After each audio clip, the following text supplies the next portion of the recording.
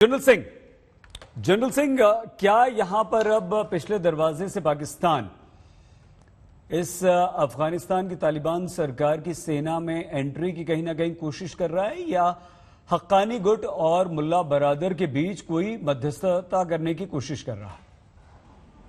तेज जी, देखिए, अगर क्यों गए हैं डीजीआईएसआई, अगर इसको डिकोड करना है तो चार बातों पर ध्यान देना पड़ेगा।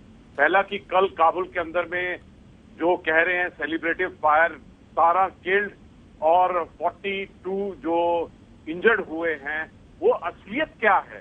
क्या ये आपस में फाइटिंग थी या इसके अंदर में आईएसआई हाथा? नहीं तो क्या कारण हो सकता है कि डीजीआईएसआई को वहां इमीडिएटली जाना पड़ा?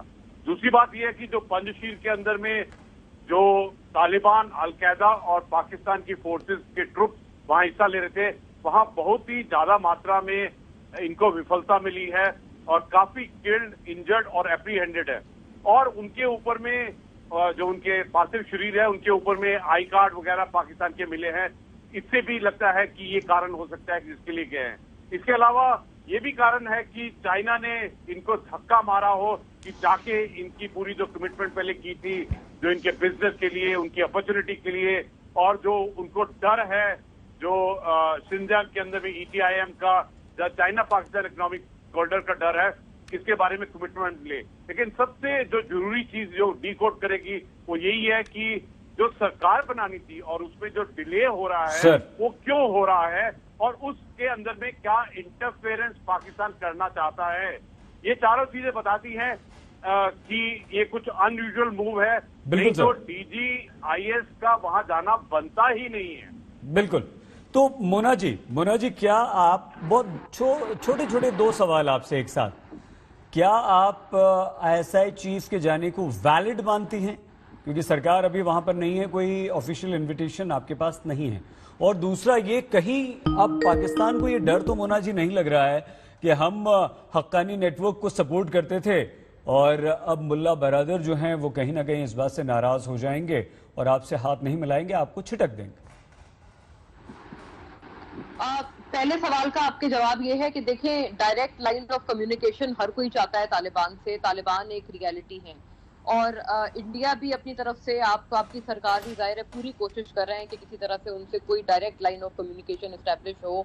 आपने जो दोहा में किया, अब बात की उनसे, आप अपने तौर पर उसको जस्टिफाई कर रहे हैं, विच इज फाइन। लेकिन बात यह है कि अगर कोई और मुल्क कर रहा है तो आप उसको इस तरह से शक की निगाह से नहीं, without official invitation, without government formation, इसलिए शक होता है ना मोना जी?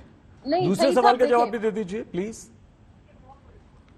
तालिबान की इनविटेशन पर ही गए हैं डीजीआईएसआई वहां पर। और जाहिर है अभी अगर ये बात आप जवाब बनाएंगे कि गवर्नमेंट नहीं है, तो ऐसे तो दुनिया में कोई भी उनसे बात नहीं कर पाएगा।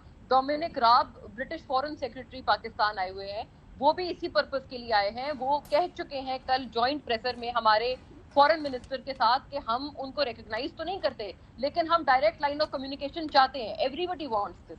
तो अगर आप इसको डिनाई करेंगे यहाँ टॉक शो पे बैठ के, तो मुझे लगता है वो मुनासिब नहीं है। दूसरी बात आपने जो की थी, सॉरी आई एम फॉरगेटफुल, आपके जो सवाल हक्कानी नेटवर्क, अच्छा, देखिए हमने पहले ही कहा है उनको कि हम तमाम एथनिक ग्रुप्स की रिप्रेजेंटेशन चाहते हैं। और अगर इस बात को आप इस तरह से देखेंगे कि हम कह कुछ रहे हैं और कर कुछ और रहे हैं, तो मुझे लगता है कि देखिए, कहने में भी बात का वजन होता है। एक सॉवरेन मुल्क अगर कोई बयान दे रहा है तालिबान के मुतालिक, फॉरेन मिनिस्ट्री बड़ा सख्त बयान दे चुकी है हमारी, ये कह चुकी है कि टीटीपी के खिलाफ एक्शन ले।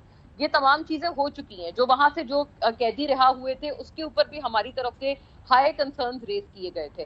तो ऐसी बात नहीं है कि वो हमारे बयानात को बोले अच्छा चलें वो तो कोई बात नहीं, लेकिन आप हमसे मिल ठीक है मोना जी, इसका मतलब हम इसका मतलब हम ये निकालें कि कहीं ना कहीं आप इस बात से खुश हैं कि चलिए तालिबान अफगानिस्तान पर काबिज हो रहा है, और कहीं ना कहीं इस बात से आपको डर भी लग रहा है कि ये वही तालिबान है जो ऐसा ना हो कि पाकिस्तान में खून खराबा शुरू कर दे, टेररिज्म पाकिस्तान में तालिबान की वजह से शुरू हो जाए।